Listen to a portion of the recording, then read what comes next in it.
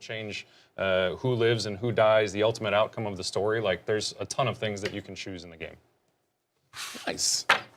Speaking on choice, the big change is you can choose whether you want to be, I might say the names wrong, Alexios, is that right? Yep, Alexios. And Cassandra. Cassandra, that's right. I had a pleasure of playing both of them last night, and let me tell you, the personalities are very clear cut. So you're not just getting a re-dialogue or anything like that. They actually have personality. What was the thought behind giving players a choice now when in the other ones it was just one character? Yeah, so Ubisoft Quebec, we made the last Assassin's Creed we made was Syndicate, where you had a choice of Evie and Jacob. You could jump between them, but you were forced to play certain missions with one. So when we started work on Odyssey 3 years ago, it was, okay, we need to, from the beginning, give the player their choice of their character. Let them personify that. Let them become that character, and then they get to change how that character moves throughout the story. Because you're making those role-play choices, it's not just this one character that we give you, it's the character that you get to own and go on your Odyssey, which was sort of a core saying for us, was make this your Odyssey. Absolutely. I know one thing you touched on, even like later on in the break room, was how much naval influence there is in the game because how big the world is. What can you tell us about that? Yeah, so naval, with being in Odyssey, being in Greece, when we got to visit Greece, you could tell that ships were super important, even now. So 2,500 years ago, they were vital to the way that people lived. We wanted to bring back that seamless open world naval as seen in Black Flag, so we were influenced by that. The way they set up the controls, the way the combat feels is very related to that. And then it's focused on arrows, javelins, ramming, smashing ships in half, boarding them. You get your crew, so you build your own crew of lieutenants from people in the world. Oh, wow. You recruit them either through quests or through knocking them out and convincing them to join you. I didn't think you were going to talk on that. No, it's I great. want to get on that too. I love it. It's great to build your own crew. It really feels like the ship is your home and the crew is your family. Yeah, one thing I noticed, the first thing I did, like I do in any demo, is I press pause and zoom out on the map. The map is huge. Like, is it bigger than Origins? I think in terms of total size, yes. Yeah, we're the because there's a biggest lot ever. of water and they're seamless, which I love because now we get to take the ship out and we get to do a little bit more stuff. And the funny thing you said, my favorite thing to do in this game is kick people.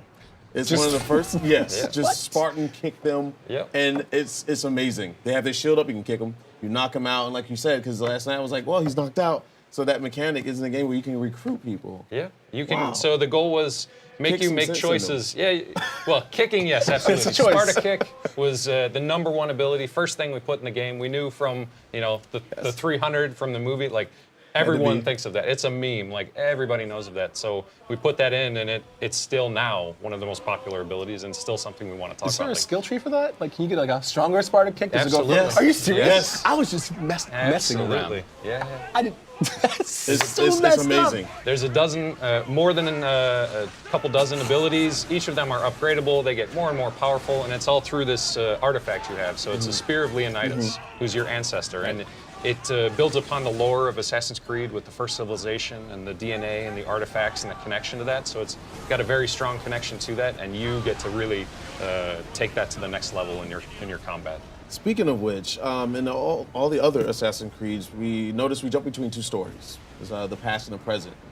I haven't seen any of that in the demos. There is the present day. We carry forward with Layla, who was in Assassin's Creed Origins. We carry her story forward as she's searching for more artifacts. Really? So there's a connection there, and we move that forward. I'm actually really happy about that because I was like, what happened? I still had big questions at the end of the game. Yeah. Now, it's all fun and games for things like, kicking people and all that stuff and recruiting them, but like, I'm a big fan of education in games. And there might be some resident sleepers and some borings, but just give me a second, okay? I like going back to the previous games and seeing all the things you can learn in locations like that. How much of that is in this game, and how do you go about learning more about what you're experiencing in the game? Yeah, so obviously with Assassin's Creed, that is key to what we do, is we want to make history your playground, so we need to understand history as the development team. So we traveled to Greece, we hired a historian who was a master's in Greek history. We study it, read about it. Like, there's a lot of stuff written But about the dude was so ancient happy. Greece. So learning about Socrates, Hippocrates, these characters that are still talked about now. The Hippocratic Oath was created in this time period. there's a lot of things that are core to our society now that were created in this time period. So we really want to transport you back to that. And you get to have those dialogues with Socrates for the first time. So it's not just a passive thing where you're just watching a cutscene, you're questioning him and learning about his mindset and how he approached the world, cool. which changed the thought of the modern era. Speaking on Greek, I mean, yeah, you can't have a Greek without the mythology. How much we're going to be able to see? And I saw a little glimpse of maybe a Medusa, a Minotaur. Yes, mythology, the Greek legends, all that is, they believe that the gods were real, so we need to portray it in a similar way. And there's a great connection that we make between the legends and with the first civilization and the lore of Assassin's Creed, so they're all tied together really well. But nothing that we're going to show just yet. Understandable. And with gear, like we're seeing here on the video, is you've got 5 different sets, pieces of gear you can put on your body. You can change them from stealth or fight, or you can put special perks on them, so you can really make the gear your own. And you'll find legendary gear with different rarities and all that stuff. So there's a lot of great gear to get in the game to make it a really full RPG. I imagine the more that you explore in the world, the better your odds are at finding legendary. Yeah, there's legendary gear all over the place, and then there's certain characters that you're going to hunt down as well. There's mercenaries that sort of enforce the law of the world, and if you do bad things, killing people, stealing things, kicking them off cliffs, things like that. That's the best.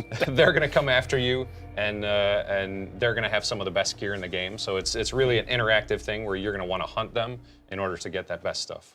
So are you introducing any new modes? Let's say, well, played a mode, I don't know if it's called Conquest or... The Conquest Battles. So Yes. yeah, the overall structure of the game is that each world, each state is broken up into its own. It has leaders, but they're allied with Sparta or Athens. Okay. As the player, you can go in and defeat them, basically lower their power so that they're weak, and then someone else will invade them.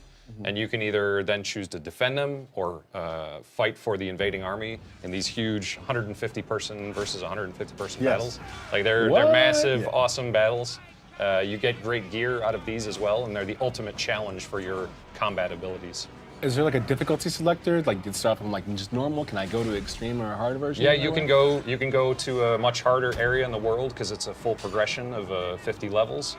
So if you go to a place that's harder than your level, you're going to be extra challenged. You can also choose to, the defending army is going to be a little easier, and you're going to get better rewards for doing one or the other. So there's a lot of choices you can make. But it's still winnable though. You're really, really good. If you're very good, yes. See, that's the stuff that I want. There's soft gates, is what we call them, where you're challenged, but you can get through it. And the hour-long battles where you just marathon around and kite. That's me, dude. Yes. I'm all about that. Now, one thing I noticed about this mode is there is an objective, as you see at the top, the UI, the different sides of winning. Yes. I'm a guy that likes to sit there and fight things too much. I found out it's not the way you should do it. You should follow the objectives and do that. And another thing I noticed is the ship battles are a lot more challenging this time around. Yeah, I mean, there's progression in the ship as well. So as you gain levels, the ship gains levels. So it's going to be a continuous challenge throughout the game. You have upgrades for your ship that'll make it stronger. You can shoot fire attacks as well. And then you'll be able to recruit those lieutenants to make your ship better as well. They'll have bonuses and perks for regular combat as well as boarding, where you'll get even better rewards if you go with the boarding. So it's all about letting the player challenge. Obviously, we have difficulty levels that you can select in the game. So there's easy, normal, and hard, and then one beyond that if you really want to challenge yourself. Okay. So it's all about giving the player choice. I feel like one of the unfair knocks you hear in Assassin's Creed oftentimes is it's a reskin version of another game, or if you played one, you played them all. So if you were gonna, despite everything new we discussed right now, if you were gonna drive home one thing that says, look, this is the differentiator, what would you say it is? I think our biggest thing is the way we've approached narrative and telling stories. We want to tell stories in a different way. Let the player be an agent in that story and someone that changes the outcome of what happens. You're not just passively going through the story that we've told you. Yeah. That's through the main stories, and it's also through all of the other content in the games, all the side stories as well. So what we're showing at E3 here this year is basically 5 hours, and it's a side story. It's a very extensive amount of content with romance, with options of how it comes out. At the end, you can see, like when you get to the end, you can have vastly different outcomes based on what you've chosen to do during that time. And that's just a microcosm of the whole game. Player choice is definitely important in these games nowadays, as we want to be a little bit more involved. I was very much attached to the characters in the previous Assassin's Creed Origins. And what I noticed about this one, the different main characters, like I said, the personality was so huge. It not only made me want to make a choice for myself, but make a choice for them based off their personality. What went into the production of trying to get whoever voiced it to be so good? Like, Cassandra's my favorite. I'm just gonna go ahead and say it. Just the way she smirks and looks and stuff like that. Did you guys really go? Hi, I'm Scott Phillips, Game Director on Assassin's Creed Odyssey. Today I'm excited to give you a sneak peek at 3 years of hard work from the Ubisoft Quebec team, and our transformation into a full-blown RPG with choice at the center of everything. In Assassin's Creed Odyssey, you will play a mercenary who embarks on an epic odyssey to reunite their family and confront the ones who tore it apart.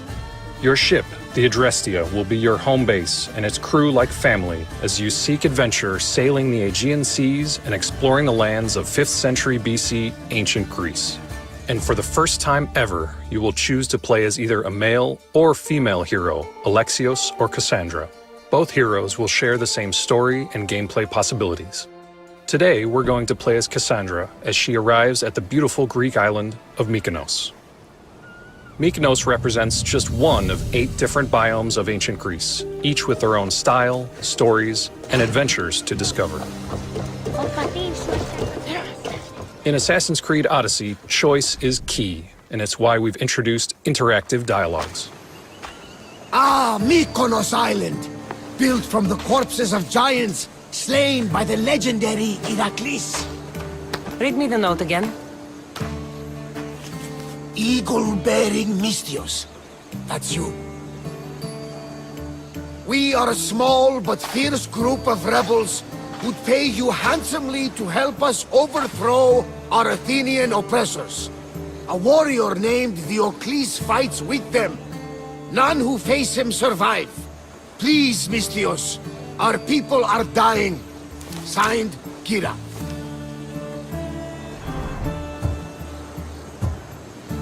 What did your informant tell you?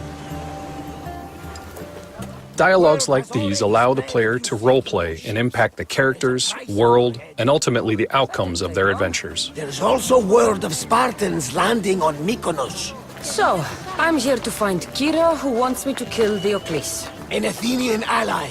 Who's at war with Sparta. And don't forget the bounty! Business as usual, then. Gods protect you, Cassandra. Thanks, Varnavas. But they'll be too busy protecting Diocles from me.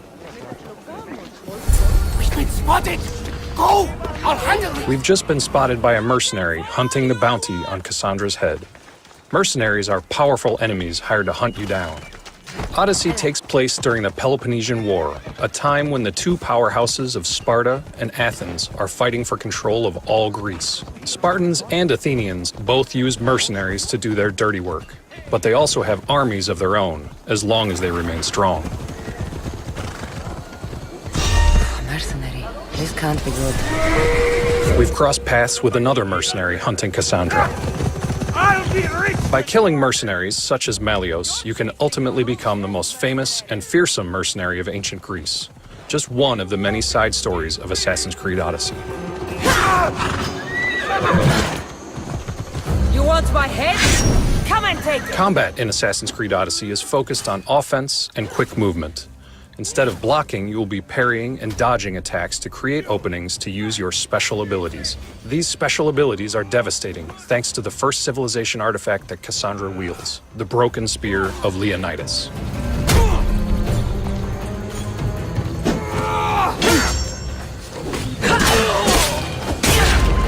Creating a full-blown RPG was our goal from day one. Weapon, gear, and ability choice are key parts of that. Your gear is divided in 5 parts. Each item comes with its own stats and rarity, as well as perks that can be tailored to your playstyle. When leveling up, dozens of special abilities, each with multiple upgrades, become available. Once you've purchased a new ability, you choose where it's mapped on the controller, creating your own loadout. Choice in abilities, choice in weapons, and choice in gear will allow every player to have their own unique loadout and playstyle. Assassin's Creed Odyssey will constantly entice players with adventure across hundreds of quests, locations, as well as dynamic events. Varnavas was right. Spartans have made themselves right at home. And in those adventures, for the first time ever, you will be able to lie, betray, or roleplay the hero. It's all up to you and how you choose to play. I'm looking for Kira. What do you want with her?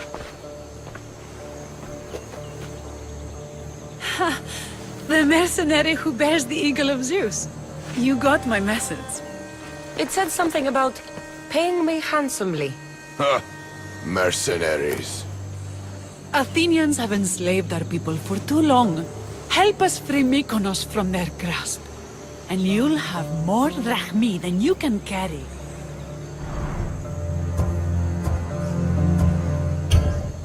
I'm here to kill Diocles, not go to war. Which is why I sent word of our rebellion to you and Sparta. My men are ferocious in a ground assault, but we're outnumbered. And Diocles fights with the fury of Ares. Join us in battle. If you're half the warrior Kira says you are, we'll grind these Athenians into dust. All right, Spartan. I'll fight with you. But Diocles is mine. To battle then. Cassandra has agreed to help the rebels in a conquest battle. These conquest battles pit hundreds of soldiers against each other and can take place with or without the player's help when a nation becomes weak. The outcome of these battles, as well as your choices in the game, will have dramatic impacts and shape the future of Greece.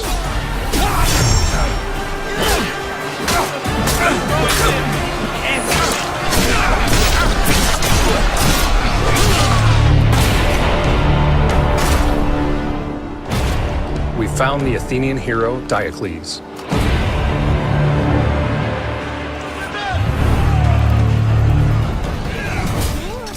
Combat in Odyssey is fueled by adrenaline.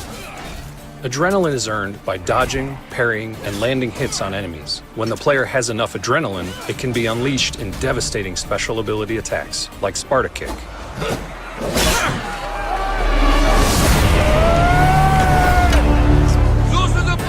But your enemies have abilities of their own and will challenge you like never before. Your life ends today!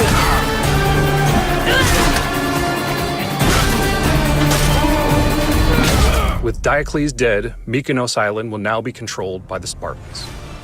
Thank you for watching. I hope you've enjoyed this sneak peek at the epic adventure of Assassin's Creed Odyssey, coming October 5th.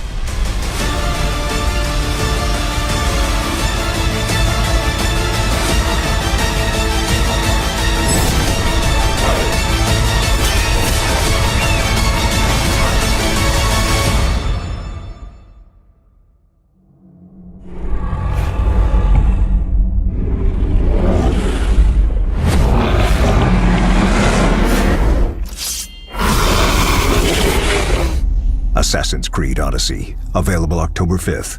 Get early access with Gold and Ultimate editions.